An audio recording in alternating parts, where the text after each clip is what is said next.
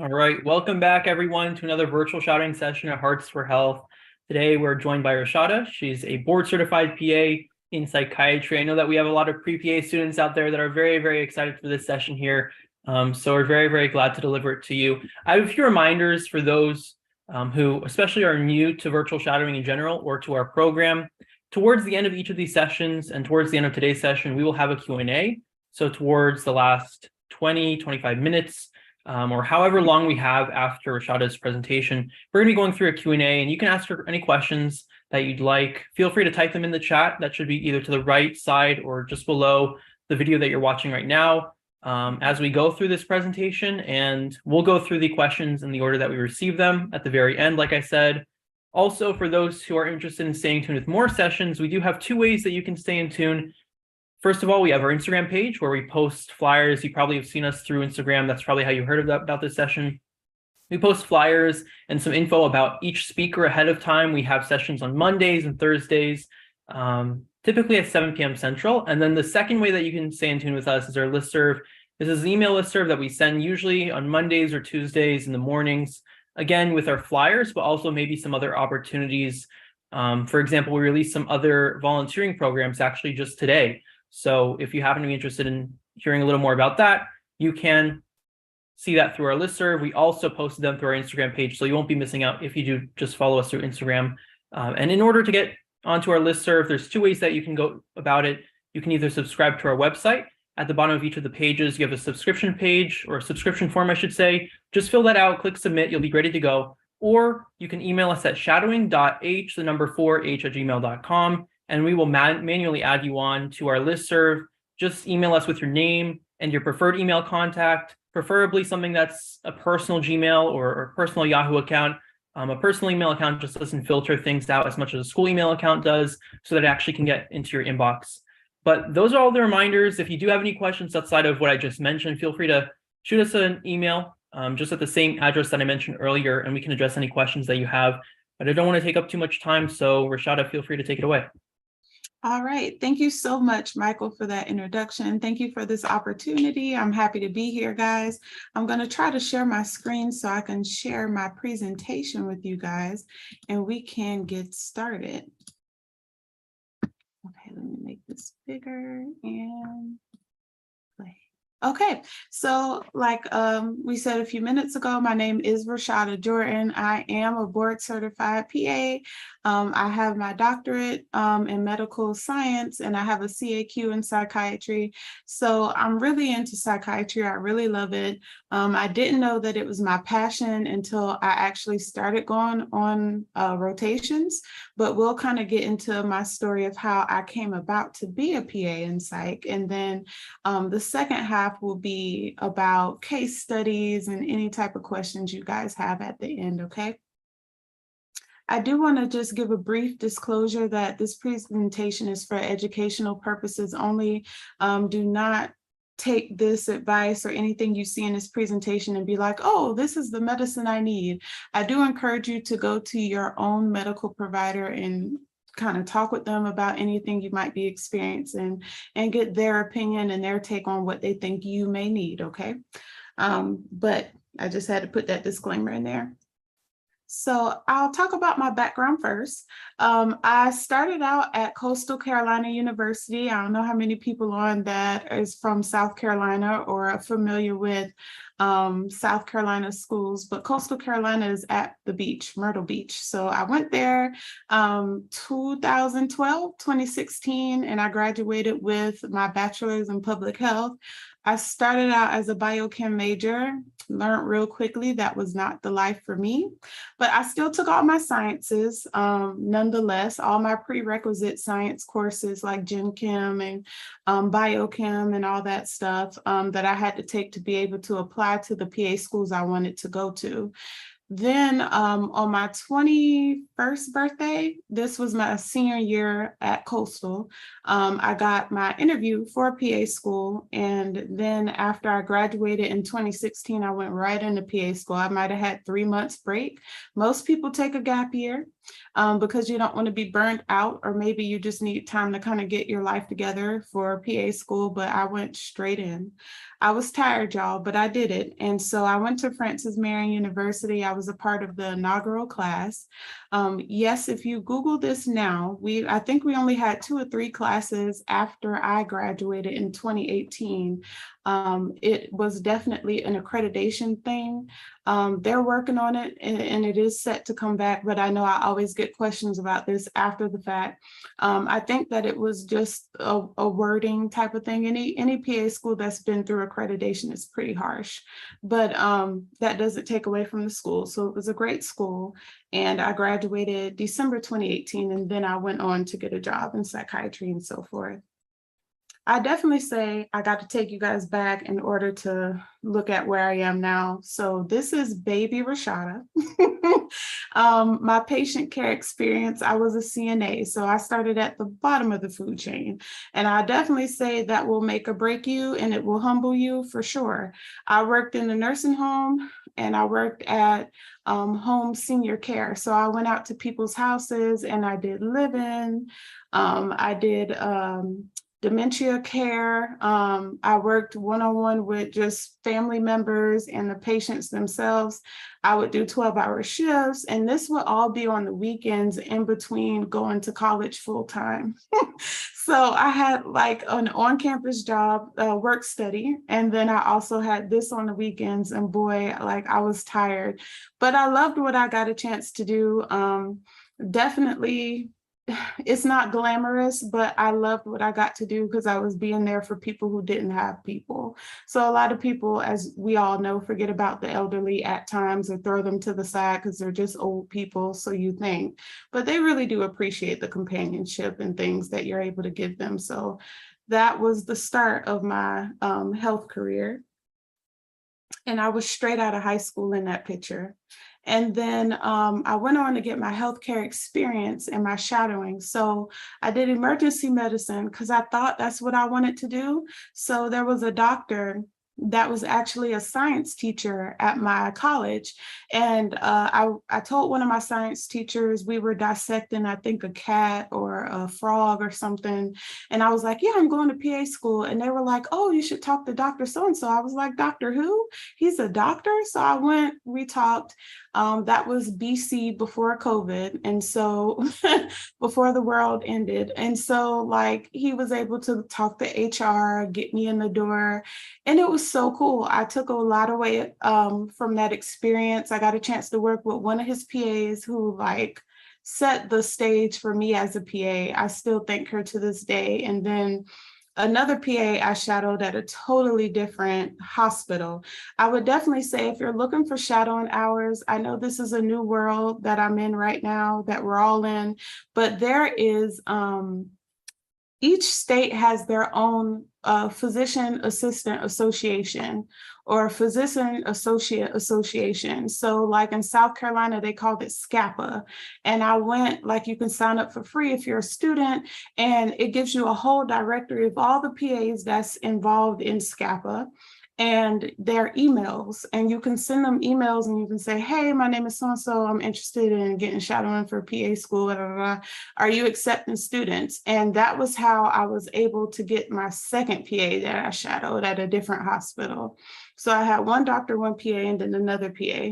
And how I kept track of my hours, because I get this question a lot too, is I created my own little chart in Word, printed it out, and I would put the date, the time I started, the day, the time I ended, and I would get my doctor, PA, or whoever I was with that day to sign off on it, just so I had track. But I didn't know that CASPA uses the honor system, so they never ask you to show proof of anything besides your transcripts and all that. But they ask you how many shadowing hours do you have, how many of this do they have, but they never ask you to prove it.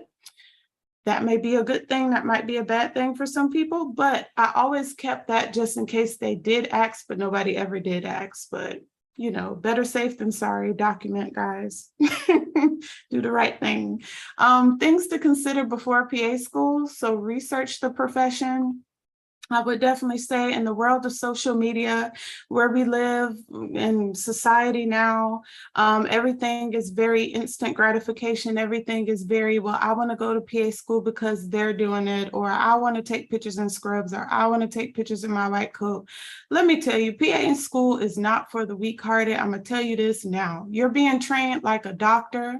They have 101 years to learn what you're learning in 2 years and 3 months. We got to get it together. It is hard. It's hard. It's very rewarding at the end because you know your stuff and you got out and you're able to give back to your community and so forth. But it's not for the weak-hearted. Like, a lot of people get in and you want to quit for sure. But that's why you have to know your why, which is at the end, which I should have moved that closer to the beginning, but your personal statement is your why. Why are you going to PA school? Why are you interested in the profession? Why? Like, your personal statement is all about that, plus it's supposed to pull at the heartstrings. So maybe you had a cancer patient, or maybe you had a family member who died from a heart attack, God forbid, or you had something that impacted your life in healthcare at some way that changed your trajectory, and you were like, I want to go to PA school because I want to help all patients with this, or I want to do that, or you yourself might have a medical condition and it's very near and dear to your heart to help all the patients with X. So, like, it doesn't have to be exactly that. Some people make their personal statement humorous. Some people make it like a story, like a novel, but it just depends on your personality. But as long as you can get your why across, so that the people sitting on the panel for whatever schools you're applying to do not think that you're just going to PA school for society, like for social media or for the money, then you'll be good. Also, practice self-care before you go to PA school. So when you get into PA school, it'll be that much easier because you're going to need it. Make sure you have a good support system. I didn't have a huge support system, but I had my mom and I had like 2 or 3 friends that supported me. They really didn't know what I was going through as a PA student, because I feel like you got to be in it. It's kind of hard to explain, learning all that stuff. You would think they would understand, but they don't understand. I think your greatest support system is your classmates when you're going through it. Of course, your parents and things like that, but they won't understand. Expectations versus reality. So social media versus real life. Like, we've all seen those memes. It's kind of like that. The stethoscope, the white coat, the pictures, the mask, the gloves versus crying over your books and crying in your laptop. Is not trying to scare y'all, but I'm like, seriously, like, just kind of get that straight in your head too before you consider PA school too. But it's a great profession, guys. I know y'all are kind of like, yeah. When thinking about your programs, make sure you think about, do you want to go to a school that requires you to take the GRE? Do you want to apply to schools that don't require the GRE? Because there are some schools out there that don't. I took the GRE 3 times. It was ridiculous. It's probably higher than what it was when I was applying, but when I was applying, I think it was like $200 each time you took it, and I took it 3 times. I'm not good at standardized tests, and if I have to pick something, I'm going to put all of my money and all my eggs in the math bucket, because I'm like, I understand math. English, I'm just kind of like, I don't know, it could be kind of abstract all over the place. I'm like, no. So each time I took the GRE, I was like 2 or 3 points short. The last time I took it, God, thank you, I passed, because I really didn't have no more chances after that. But think about that. Think about if you want to go to a new PA program, or if you want to go to an established, prestigious PA program like Yale University, Duke, or do you want to go to a new PA program? I was accepted into a new one. I was rejected from the other ones I applied to. So, I mean, it's not bad to apply to a new PA school. It's just, growing pains. Things come with going either way. So just think about that. Think about tuition. Think about location. Do you like the snow? Do you like the sunshine, hurricanes, tornadoes? Think about the pass rate of the PA school. So if it's a new program, they're not going to have a pass rate. You will set the pass rate. But if it's like Duke University, Yale University, something like that, usually their pass rate is on their website. And basically all that is the rate or the percentage of students that come through their program that pass the boards on the first try. That's a very good thing to look at when you're considering a PA school. The curriculum, some PA schools have cadaver labs, some don't. Some PA schools teach you sonogram, ultrasound, some don't. So it depends on what do you want to learn, what do you want to be included, because just like the curriculum is different, the prerequisites are different for each PA school, which is what I was getting to in a few minutes. It might require you to take genetics to get into this school, but the other school don't require that. So it just depends on what are you willing to take and what do you want. So just think about that. Currently, I am in psychiatry outpatient, and my experience on clinical rotations is what made me choose psychiatry. So initially, real quick, I went to PA school with the thought that I was going to do pediatric cardiology. I wanted to operate on all the little babies' hearts and fix all their little heart problems, and that's what I was going to do. Then I thought I was going to do ER. And then when I got into PA school and started learning about the heart, I was like, nope. And then when I started thinking about ER and working 12-hour shifts, I was like, nope. And then I was like, well, I'm gonna just do family medicine. It's gonna be okay. And then I went on my psych rotation and fell in love. And ever since then, no matter what specialty we were learning about, I was always able to pick out the psychiatric disorders and pick out this and pick out, it just came to me. I didn't have to study it. I did very well. Psychiatry was one of the best exams scores I had in PA school. And I just loved it. I loved it. So I went for it, and I'm happy I did. I graduated in 2018, and I've never been in any other specialty besides hormone replacement and weight loss. So I love psych. I like psych. Life in psychiatry. So before I get to this part, do I have any questions so far? No questions at this point. No questions. Okay. So life in psych. So I would definitely say the pros and cons. So the pros would be, I love building my rapport with patients. I feel like it's a different entity from all of medicine, but yet psychiatry is in all of medicine. Like no matter where you go, you can't escape it. But unfortunately, doctors sometimes forget about mental health. And so they think everything is medical all the time when really it's not. Sometimes it's just mental, but they don't know that. And so they cause people to not be treated correctly. But the rapport I get a chance to build with my patients, I feel like is on a whole nother level. I get to hear about their mom, their dad, their baby daddy twice removed, their son, their cousin, but I also get to hear about their depressed episodes, their anxious episodes, why they felt that way, what did they do last night, why they did it. I get to educate them on their mental health. So mental health is still new for a lot of people. This generation that's coming up is embracing it. Every generation before this hate mental health. It's taboo. You don't need to go to nobody to talk about your emotions, your feelings. What goes on in this house stays in this house. Da, da, da, da. And it's a whole bunch of trauma, if you ask me, because mental health is within everybody. There's not a special group of people that's just mental health people. Everybody has mental health issues, literally. It's not some taboo thing. So I'm happy I get to educate people on it because they don't know that it's not emotions, it's chemical imbalances. So that's what I love to do. I love to derive personal treatment regimens. So everybody with anxiety shouldn't be treated the same.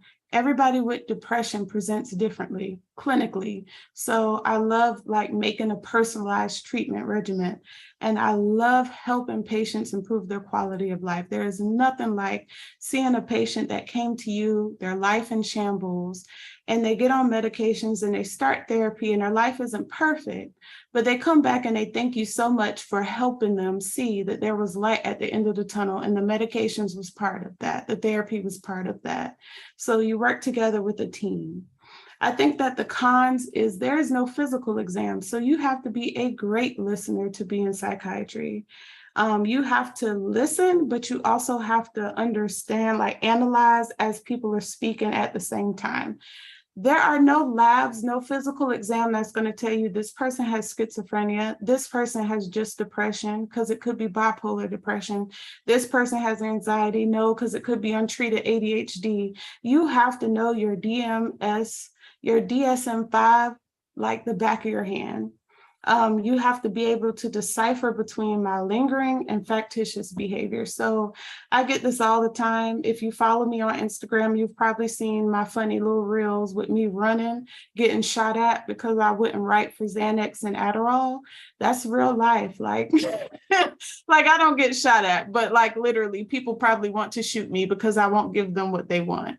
They want Klonopin, they want Adderall, they want this, they want that, because people do abuse those medicines. And it wouldn't be psychiatry without substance abuse. You can't escape substance abuse in psychiatry. So if you want to do psych and just treat, anxiety and depression, you're probably looking at the wrong thing, because we don't do therapy either. But we do medication management. We do listen to people. We do talk back to people, but I'm not trained in therapy. So it's a lot of kind of being able to listen, but being able to read people too, their body language, knowing when to do a urine drug screen. I do a urine drug screen on everybody, but just watching your license, watching your back, but also being there for the patient at the same time. There's a lot of different things you have to keep in mind when doing psych. And patient adherence, but I think that's across even primary care. People get on antibiotics, they start feeling better, they stop taking their medicine. People get on anxiety medicine or antipsychotic, they don't hear voices no more, they stop taking their medicine. Patient adherence is terrible, I think, across the board. Life and psych. So being that I'm outpatient, I work from 8 to 5, Monday through Friday, no weekends, no holidays, no call. Wonderful. I see ages 5 and up. I used to see group homes and foster homes. Those were a little bit different, but I left those in there, and I left Addiction Medicine Tuesdays in there just to kind of show you guys a different part of psych. So I used to work a lot with the foster care system and DSS. Kids that have been removed from their home, have been abused, parents who use drugs, they have to be placed in the foster home, or they'll get adopted, or being in a foster home with parents and kind of seeing them hang out with their parents for a couple of months and trying to see if the parents are actually going to adopt the kid. But what hurts is when they don't adopt the kid and they have to go back to the group home and then they act out. So it was a lot working with that group of kiddos and the parents and the system and kind of seeing how everything works. But this was me at my first job. And that's what I did at my first job, straight out of PA school. And every Tuesday I would do addiction medicine. So I would treat heroin, opiate addicts, cocaine, ecstasy, whatever, like inhaling paints, inhalants, LSD, PCP, like it didn't matter. I would treat addiction, and that was a whole nother ball game. I need to write a book. I could tell stories for days. I can't make this up. But it's never a dull moment in psychiatry, guys, if y'all ever want to come join me, okay? But that's pretty much my life. Even though the schedule is sweet, you don't have to work on holidays, which you probably wouldn't think about because mostly everybody in medicine work every holiday, but not psych, not outpatient anyway. Things to consider before psychiatry. So if anybody's out there listening and you're like, I think I might be interested, these are the things you need to be comfortable with. So please be comfortable with being compassionate. Have a heart. Be compassionate towards your patients. Please don't judge them. It's enough that they don't know you and they're coming to you for help, to admit that they actually need it.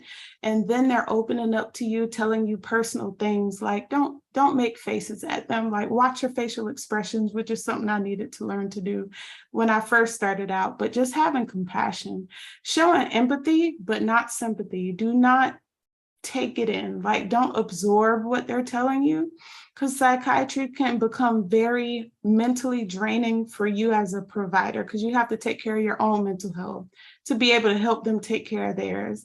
So you're listening to them because you're listening to understand, but you're not listening to let it soak in and then go home and drink yourself to sleep, or go home and cry yourself to sleep thinking about that one patient or the other patient.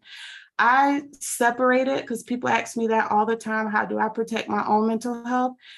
Empathy. I do not sympathy. I don't absorb. If they're telling me how they were snatched or raped or something, I'm listening to them. I empathize with them, but I'm not letting it get in. While they're telling me about their trauma, I'm thinking about what medicine can I put them on to help. And when I start a medicine, that's me doing something about it. I can't go back and change what happened to you, but we can move forward. We can work together. So that's kind of how I compartmentalize things. Know that you have to be comfortable working in a disciplinary team. So their primary care, their endocrinologists, their neurologists, their cardiologists, everybody works together because a lot of psych medicines affect the heart, affect neurology, lowers the seizure threshold, a lot of things. And I don't mind calling up your primary care and I'm like, listen, we about to start this medicine. You cool? And they'd be like, yeah, I'm cool. And I'm like, all right, bet. Like, it's not hard, but just making sure like you're communicating with the rest of their specialists, because trust me, the last thing you want to do is put a cardiac patient on a medication that can give them an arrhythmia and their primary care is mad with you. Like, don't do that. Don't cross the line. Learn how to say no. Learn when you get those patients in there that want Adderall, and maybe it's not to abuse it. Maybe they really think they have ADHD, but really they have bipolar disorder and they don't understand why they can't focus. And then you put them on Adderall and you know putting them on Adderall will irritate them and make it worse. So you have to say no. You got to be okay with saying no. You got to be comfortable with asking the patient, especially kids, or asking parents to step out of the patient's session. If you're going to do psychiatry, dealing with parents is a whole nother ballgame. But being comfortable with talking to the patient by themselves, even if they are a kid, because kids sometimes won't open up if their parents doing all the talking. Watching how they're sitting with their parents in the room, watching their body language, because sometimes, not all the time, but sometimes they could be abused by their parents and they're acting a certain way with the parents in the room. But then when the parents leave the room, you're able to see the child completely differently. So keeping an eye out for that. Listening, we talked about that, and being non-judgmental, we talked about that. All right, before I get to the case study, any questions at all? Yeah, we do have a few questions. The first one being, you decided to become a PA. So what about other routes like being a nurse practitioner, being a doctor, a full-on physician? Have you considered those? Yes, so I was going to be an MD and I was going to be a pediatric cardiologist. I was going to be a pediatrician first since I was 3. I said I wanted to do that. It's just the time, the dedication, the money it would have took to be that versus a PA. Even a nurse practitioner, I never thought about going the nursing route, but just seeing their teaching compared to ours. I mean, not trying to down I have nurse practitioner friends. I know there's a power struggle between NPs and PAs, but all together at the end of the day, we do the same thing, but we're trained differently. So we're trained like doctors. They're trained on the nursing model, nurse practitioner, physician assistant or associate, whatever. So it's like we're trained on a medical model and we get to go into, we know everything about every single specialty, almost like a little bit, the basics. And NPs are like, they have to pick a specialty.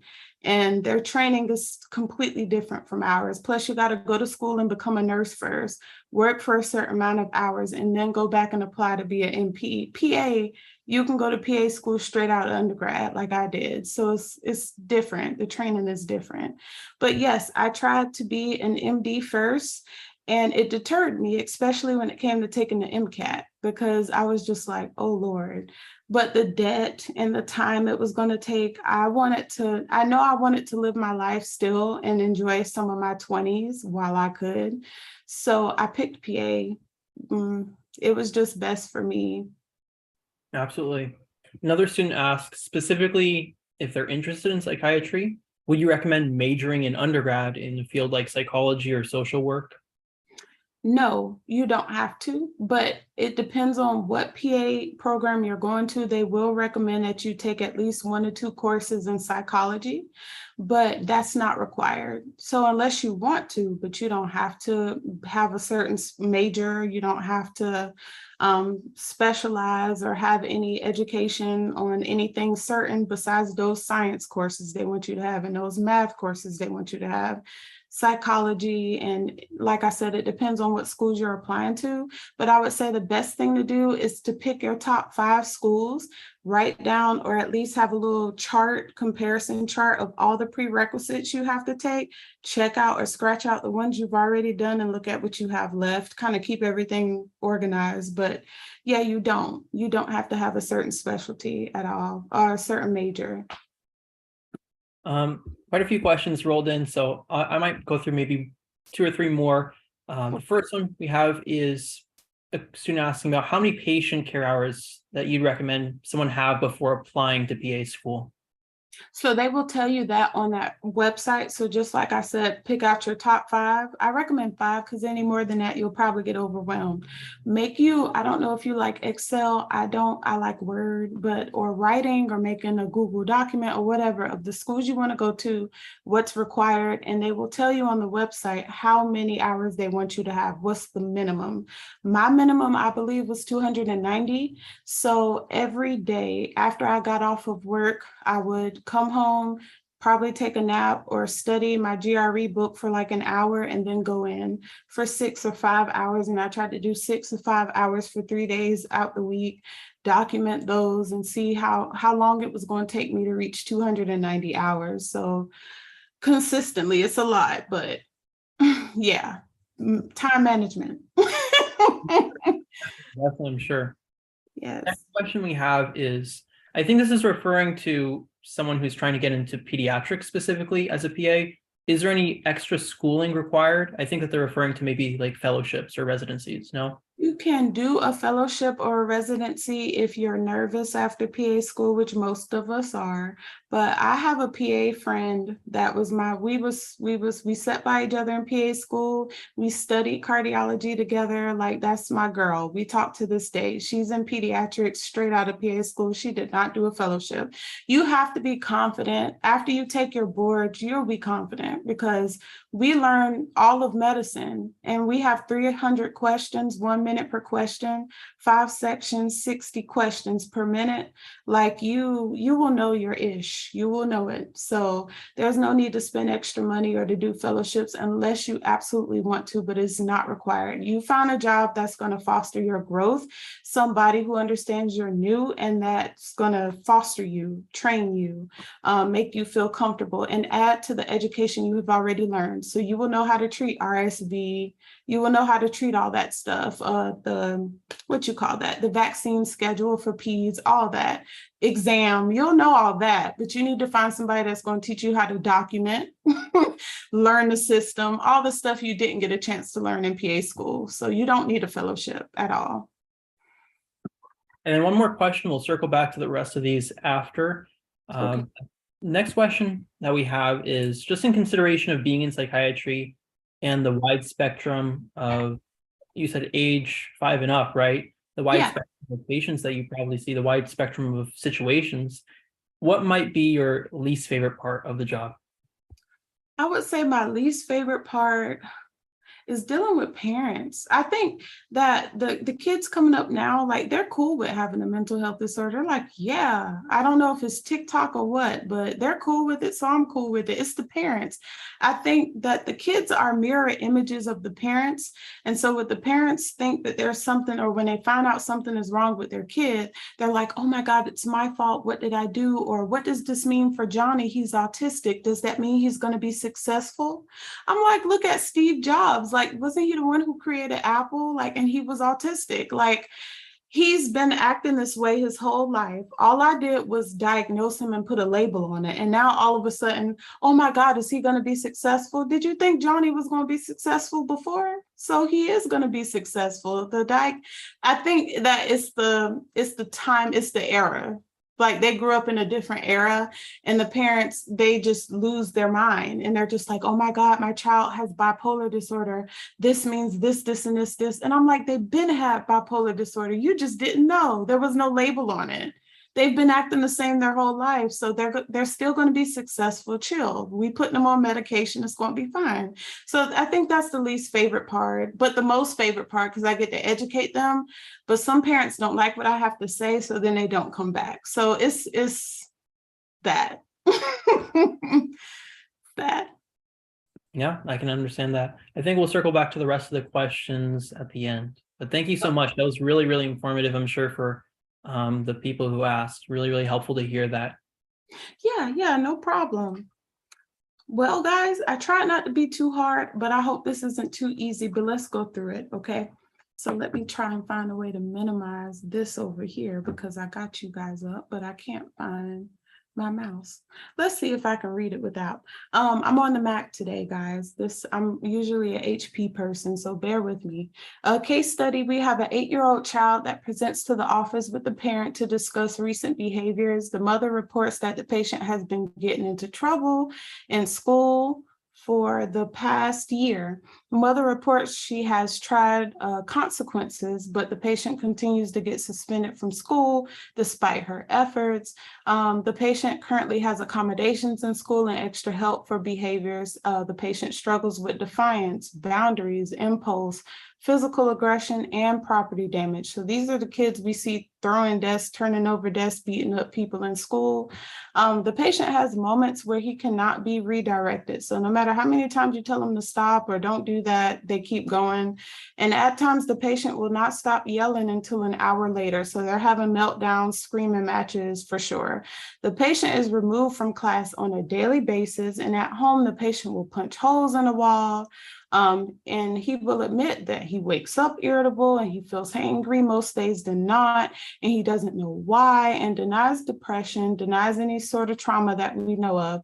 And family dynamics are intact respectfully, meaning that, dad is in the picture, mom is in the picture. They have like this cookie cutter family type thing. Everything is good at home, but the child is off the chain. So based on what we read, we see little Johnny has behavior problems. He's one of them kids that terrorize the school, terrorize at home, and nobody has control over little Johnny. So what do we do? Okay, so objective. This is where most of your psychiatric physical exam will come from, is looking at the patient. So little Johnny appears well nourished. He is oriented to person, time, and place.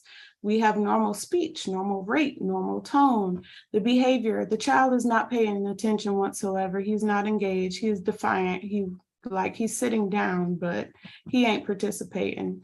And his affect is kind of broad, but he's full range. He is irritable, obviously. Concentration is fair. Insight and judgment is very poor with little Johnny here. Family history is unremarkable. That's important because most of psychiatric disorders are hereditary. So pay attention to family history. Trauma, denies all out-of-home placements. That's important, but he has none.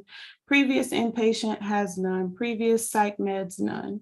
So diagnosis. Let's see what little Johnny has going on. What do you think? Do you think he just has anxiety or autism? Do you think he has disruptive mood disorder? Or do you think he has ADHD? I'll give you guys a chance to answer in the chat.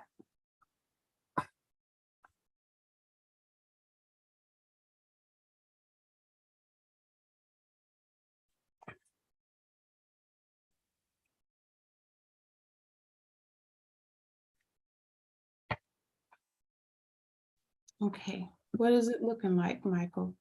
There's a slight delay, so we don't have any responses yet. You want to maybe move on to the next slide? And we actually did just get one, DMDD. That's one that we have right now. And then ADHD, another one for DMDD. Okay, I'll give it a couple minutes because the next slide is going to give it away. Okay. I'll give it a second. So far, we have 4 for destructive mood disorder. Okay. And then one person saying ASD combined with DMDD. Okay. I And like we have that. one What ADHD. do you guys think? Huh. I think it's very cool because ADHD causes irritability too in kids. ASD definitely causes irritability because half the time, I mean, it depends on where they fall at on the spectrum, but if they're nonverbal for sure, they get irritated, you don't know why they're irritated, and they start being disruptive, punching holes in the wall, especially if you have a family member, you've seen it firsthand. So depending on where they fall at on the autism spectrum, it can be rough, definitely. And then DMDD for sure, for sure. Anxiety, kids can get irritated because they feel anxious and don't know how to explain it, so they act out too. So I like to see how you guys think. Okay, what's the verdict, Michael? Majority of them say DMDD, and then we Okay. have some outliers saying ADHD. One said ADHD, and then one said a combination of ASD and DMDD. Yeah, that person is very smart. But I wouldn't trick y'all like that. Wouldn't give you something too hard. But yes, DMDD, guys, DMDD, definitely. But the person saying a mix of ASD and DMDD isn't wrong. You would see that for sure. But for the sake of the simplicity of the case study, DMDD, and it is because the person has more than 3 anger outbursts per week in at least 2 different settings. So they're angry at school, they're angry at home. Mom tried to put in consequences at home so that they wouldn't act out in school, and it didn't work. And he's being removed from class every day, and school is 5 days a week. So we definitely have a problem. We're turning over the desks, we're having verbal aggression, we're yelling for hours, and we're 8. We shouldn't be acting like we're 5. So it's not consistent with developmental level at all. The patient has to be at least 6 years old to be diagnosed with DMDD, irritable most of the time, and it's not episodic. So meaning nothing doesn't need to happen to make him react. We're just irritable all over. And it's not better explained by any other mental disorder. If this was an adult, I would screen for bipolar disorder. I think over 18, I can't diagnose DMDD. Or usually we hope that kids are diagnosed with DMDD first before they ever become adults, because usually I start thinking other things. And I would, of course, screen for drugs, but being that this is an 8-year-old, this is where probably we'll leave things. So what do we do about it? There is no exact treatment for DMDD. It's just kind of like PTSD. There is no exact treatment for PTSD. You can use SSRIs, which would be your Lexapro, Prozac, Zoloft, Vibrid, Luvox. You could use those. You could use mood stabilizers. You could go all the way back to the old days and use lithium. You can come forward and use Lamictal or lamotrigine. You can use Abilify, which is probably the one I would probably go with, because you have to be 6 to be on Abilify, or aripiprazole. It is an antipsychotic. Most all antipsychotics are mood stabilizers. Yes, I will put a child on an antipsychotic in a heartbeat. Yeah, I like it because I don't have to do a lot of testing. If I put a kid on lithium, I have to first make sure that they drink a lot of water because of the kidney thing. But then I have to test their blood levels every 6 months, probably a month after I started. Have to make sure the parents keeping up with it. It's just too much. I don't like Depakote in kids. I don't like Depakote in females, so I wouldn't do Depakote. Abilify and medications like Abilify, like Latuda, but you wouldn't be old enough to be on Latuda because you got to be 10 for that one. So between Abilify and Risperidone at that age would probably be the only 2 in that drug class I would feel comfortable starting. I think maybe Geodon, but I don't like Geodon. I like Abilify. I like Abilify the best. But you can also, if you're scared to start atypicals, you could start Prozac, Zoloft, and see if that helps to chill the kid out. But of course, before you do anything like that, you always want to make sure this ain't bipolar disorder. Can kids at 8 years old have bipolar disorder? Technically, no, because you got to have a manic episode or something like that. But when you look at the family history and mom or either dad or both of them have bipolar disorder, and the kid's not sleeping and the kid's acting out, and we're on the highest dose of stimulant and it's not working, and and I start Abilify and the kid gets better, we're probably a budding bipolar at 8. It can happen. People don't like to kind of give kids those labels, but I mean, a duck is a duck. No matter how you put it, a duck is a duck, and mistreating a kid and not giving them adequate care, that looks bad. So I'm like, we might not put the label on the kid, but it is what it is. It is what it is. So mood stabilizers is my favorite.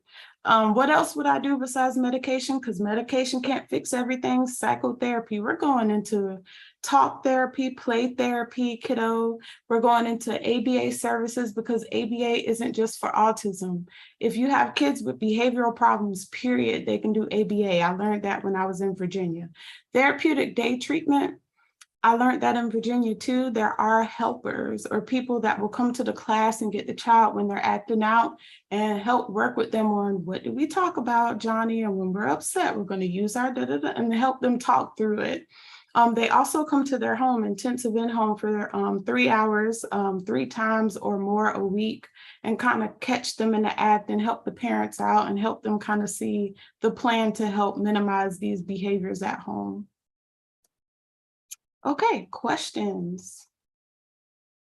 All right. Well, first of all, thank you so much again for getting this all together. This was such a great presentation. And like I said at the start, we have a lot of pre-PA students who were very, very excited for this session. We've had a few PA sessions in the past, but they're always excited to hear from another speaker. So the first question we're going to start off with is a student asking, as an undergraduate in health studies, what kinds of shadowing, volunteer, or job experiences should I do before pursuing a PA or other health-related graduate school?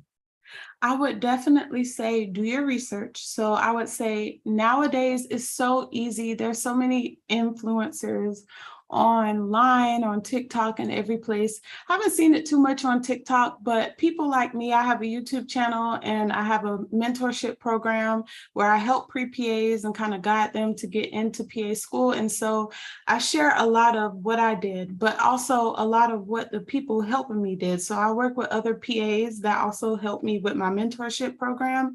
And it's nice to hear from other PAs or other people going through the same journey you're going through, what they're doing and what worked and what didn't work and so forth. So I would say find as many YouTube channels as you can with people sharing that, because there are people going through PA school that's sharing their journey, kind of like what I did. But also, like, think about what are you interested in? What are you good at? What gets your attention? For me, it was the homeless. For me, it was the old people. For you, it might be something else. So just kind of think about what you might want to do, what you would enjoy, because it's going to take your time. And if you're going to be putting a lot of time and effort into something, I'd rather you enjoy it. So do shadowing that you're interested in, but also do healthcare hours that you're interested in too. I have a friend that was a pharmacy technician. It was something that they also got paid for. I used my CNA hours that I got paid for, and I just documented through my pay stubs. And then with my shadowing, I made my own little document. So it just depends on what you want to do, but really understanding what you're interested in, I would say. Our next question is about medications that you prescribe. So in order to avoid misuse of any prescription drugs, are there alternative forms of medicine that you can provide? And if so, did you learn about those alternatives through PA school, or was that just on-the-job experience? Bingo. So yes, you learn about every type of medicine there is in the world. You try in PA school, at least the main ones you learn about. When you get on a job, you learn more. So everything isn't black and white. You learn that to pass the test. You learn it to get your degree and to get through PA school. And then when you get out there, you learn all over again. So it's a learning curve when you finally do become a PA. But everybody knows, like, there's benzos like Xanax and stuff. But there's also regular medications like Zoloft and Prozac. Why would you jump to Xanax when they haven't been on Prozac?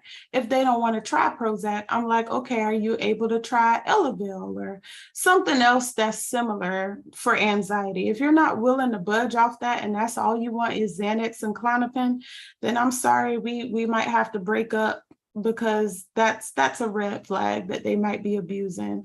Another way to tell is don't give a whole 30 days.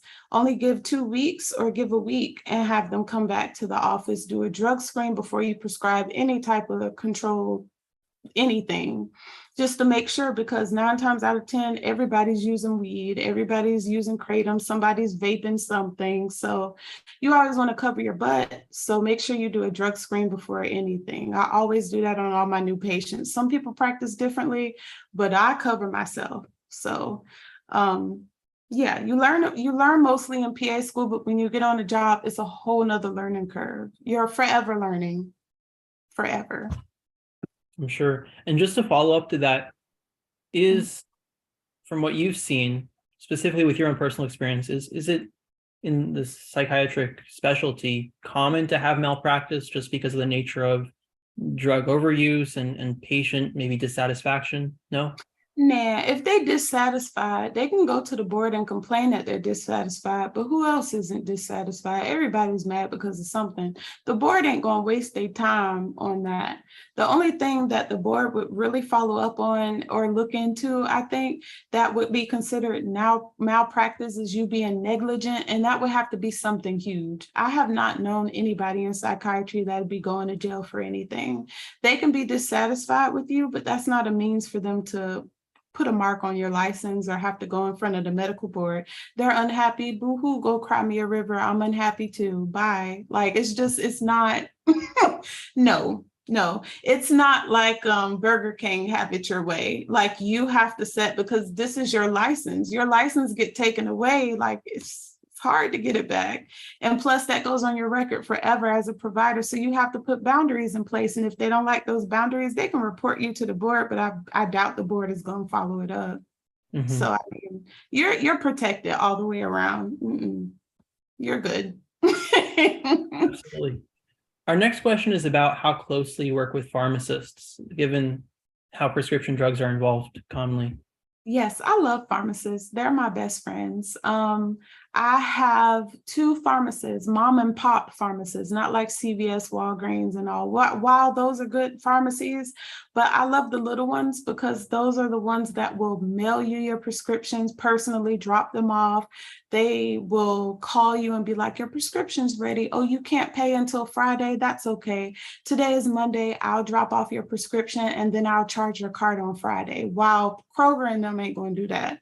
So I communicate often with pharmacists. We have prior authorizations, which mean, because insurance companies are not your friend in medicine, they make everything harder than what it needs to be. And so sometimes I can call in a medication and the insurance say, we ain't going to pay for that, prove that the patient needs the medicine. So that's called a prior authorization. That comes back to the pharmacist. They call me and they're like, yeah, Magellan is requiring prior authorization for Trintellix. And I'm like, okay. So then they send me the PA, I fill it out, send it back to the insurance. And then once it goes through, I call the pharmacist and say, run it again. So we work hand in hand. I might not talk to all the pharmacies worldwide every day, but I do have a couple of pharmacists in my back pocket that they help me get things approved for patients, especially my psychotic ones that need their medicine, so they don't have to go without. They are a blessing. I know you talked a little about your daily schedule, but it asks, what does your typical schedule in psychiatry look like? So is there anything else that outside of the hours that you work for 8 to 5 that you would do as a PA? Do you do any teaching, anything outside of practice like that?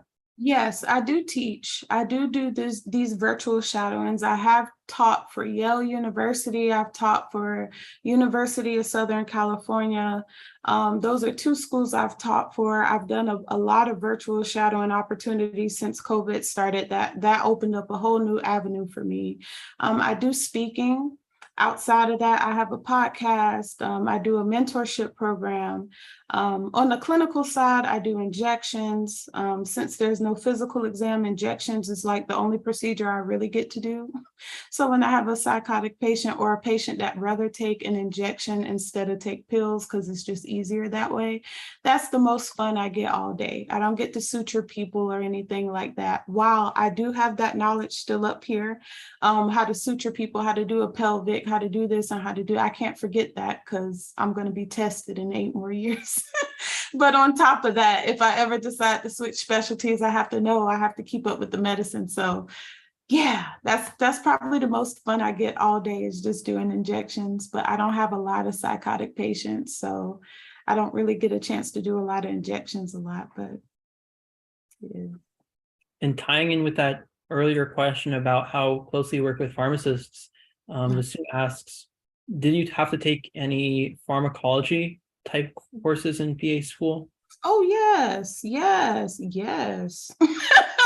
We do labs, we do OSCEs, so you will be partnered with one of your classmates and you're going to have to use, one will play the patient, one will play the PA, and you have to go through and do physical exams, listen to the heart, listen to the lungs. You have to learn pharmacology, you have to learn lab class, what labs to run, when, what the results mean. You have to learn pathophysiology, so the nature of the disease, the patient presentation, how to treat it, what are you going to do, an x-ray, an MRI, a sonogram, why you're doing it, what is like, you learn you learn everything. So yes, you're going to learn pharmacology, and if you're anything like me, you're going to hate it. And so you will learn the endings, so you know lisinopril, valsartan, like you'll learn the endings and what drug classes mean what. So yeah, child, you learn everything in 2 years and 3 months. Yes. I'm sure. Stressful. Next question is about how you work with physicians. So as a PA in psychiatry, mentioned specifically outpatient psychiatry, does that look any different from it would with a surgical specialty in terms of how you collaborate with physicians, or is it pretty consistent all across the board? It's pretty consistent. Each physician has their own personality. I'll tell you that. You have the ones that are more so like arrogant. You have the ones that are laid back. You have the ones that want to teach and they're very hands-on. But I'm one of the people, if you can't tell, I can fly by myself. I don't need you to tell me how to do this and that. I've learned what you've learned. I might not have been to school long enough, and you might have went deeper in depth, but I think I know enough. You can't kill nobody in psych, so I don't need you. I need you to help me, like if I need your consult, like if I have a very difficult patient that has a seizure disorder, but they also have bipolar disorder, and the medicine I want to put them on, they don't do well. They're already on the seizure medicine. Their neurologist said no about increasing it for whatever reason, but usually that wouldn't happen. And I'm thinking Abilify, and it's going to interact. I got to talk to my SP because our license is together legally. So if I do something stupid to end us in front of the medical board, he getting in trouble too. So we're going to talk about this before I do anything. So in situations like that, yes, I need him or her. But in usually my day-to-day situations, I got it. It's pretty much independent. I get to work independently, God, thank you. But I don't mind having an SP, but most people think that they're down your neck watching you work because they're a supervising physician. But I like to call them collaborating physician because we're working together. You're not bossing me. I don't work for you type of thing. PAs are independent. Absolutely. Seeing each other on eye level, I think, is very, very important. Yes. I think we'll have one more question to wrap up today's session. You mentioned just briefly your mentorship program. So could you take us a little more through how you got that going, how it's been lately being a practicing PA? Yes. Oh, I'm so sorry. Yes, my mentorship program is called Dreams Inspire Life. It's on Instagram, Dreams Inspire Life. The website is dreamsinspirelife.com. I started that because I didn't have any guidance. I didn't have what you guys have today on Instagram. You can't just look up PA, physician assistant PA school and find other PA students to talk to for guidance, for information, YouTube channels. I had one PA, one black bald dude. His name was the PA coach. He was in Atlanta, Georgia. And he wrote a book on how to help me get through interviews. And I used his book. I brought the book. And then I had Google. I had forums like Reddit and like the PA forum. I don't even think that was around. I think it was just Reddit. And that's all I had when I applied to PA school. And this was in 2016, 2015, so not long ago. It's amazing to see how it has evolved since then. But when I graduated in 18, I was like, I don't want other people to go through what I went through. I want to help. So I was like, I needed personal statement help. I had nobody to ask nothing. My mom was an LPN, but she never went as far as I did. And so she didn't have to write a personal statement. She was like, and I was like, so I wanted to create a program to help people with personal statements, help you get all your stuff together for the CASPA application, to actually learn that each application costs a certain amount of money, because I didn't know that. And so I was only able to apply to 2 schools because I didn't have enough money saved up. So that's important. I kind of get you thinking. And my whole program is online based. We have a group chat that we do once a month, but we also have one-on-one phone calls that you get to have with your mentor. Everybody's paired to a mentor. The program is 6 months. And throughout 6 months, each month we go over something new, like personal statement, picking your schools, interviews, a mindset. Like we go through each step every month. And then we might have guest speakers from PAs, or my favorite one for this curriculum or from in January is Brian Wallace. If you don't know who he is, please Google him. The Physician Assistant Exam Review Guide. He created that. He helped me pass my boards. I love Brian. He's up there on the list of PAs that you should know, and I'm going to have him speak to this cohort. So it's super cool. Yes, you have to pay for it. No, it's not an arm and a leg. I understand we're all broke and y'all just trying to survive. We got inflation. It's too much. So like literally our program was $100 for the longest. We had to go up to $125 just because the money goes back into the program. Nobody pockets, so we're not making any profit off of this. And if you don't have $125, you can break it up over 6 months and pay like that. But we don't turn anybody away because of money or anything like that. And if you don't want to be a part of the program and you don't have $125, the program, the DIY program, which is just do it yourself, it's the same information. You just don't get the phone calls, but you can reach out to us on Instagram. It's $20 for the same program online, the same thing. So that's pretty much the gist of our program. We'll be live tomorrow on Instagram at 6:30 Central Standard Time if you want to hear more about it and apply. But yeah, we take applications every year around Thanksgiving. Yeah, great. Actually, that's very convenient timing for the people listening in right now. Plan to be there for sure. Yes. For those who, yeah, absolutely. Actually, if you don't mind, would you mind quickly mentioning your Instagram handle? I think we have it in the description for people who are interested. It should be the Resilient PAC on Instagram, but hopefully you can find me that way. Yep, the Resilient PAC, no underscores, no dashes, all lowercase, all together. Yeah, sounds good. Okay. For those who might want to just check it out, I think we tagged you on our Instagram post, so you can also check it out there. We have it below in our description, so definitely give her a follow. Check out the webinar tomorrow with more about her mentorship program. And just a few last reminders for those who are still around. In terms of our quiz, we now have the quiz posted. That's available in 2 places: in our chat box, the same place that you had your questions, and also on our website under the virtual shouting page. So if you scroll just a bit down on that virtual shouting page on our website, you'll find a Monday and Thursday quiz. Today's a Monday, so it'll be on the left-hand side. It should say Monday quiz, Rashada, and then the deadline is going to be actually this week, this Sunday, November 13th at 11:59 p.m. Central Standard Time. So just be sure to get it done before then in order to receive credit. And in order to pass, you must get 6 out of those 10 questions, or 60% correct. And you will receive a certificate sent to the email address that you list on the quiz. So just be sure it's an email address that you're comfortable with. We highly recommend a personal email address, again, just so it's not filtered out. In case you don't receive it either in your inbox or your spam folder, feel free to shoot us an email. Again, shadowing.h, the number 4h at gmail.com. That's the email address to go to with any questions, and we can retrieve the certificate for you. And later this week, like I said, we do have Monday and Thursday sessions. So later this week on Thursday, we're going to have Dr. Mitrani. She is the chief science officer and co-founder of this research lab called Organocell Regenerative Medicine. She'll be talking a lot about clinical research with us. So for those who happen to be interested, definitely feel free to join us. It's going to be at a regular time, 7 p.m. Central on Thursday, November 10th. And yeah, there it is. Rashada's contact information, her email, her website, Instagram. Thank you so much, by the way, for sharing this. I'm sure a lot of people would love to reach out.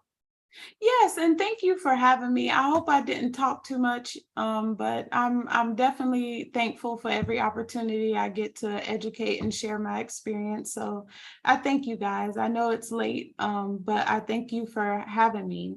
Definitely. I enjoy doing this.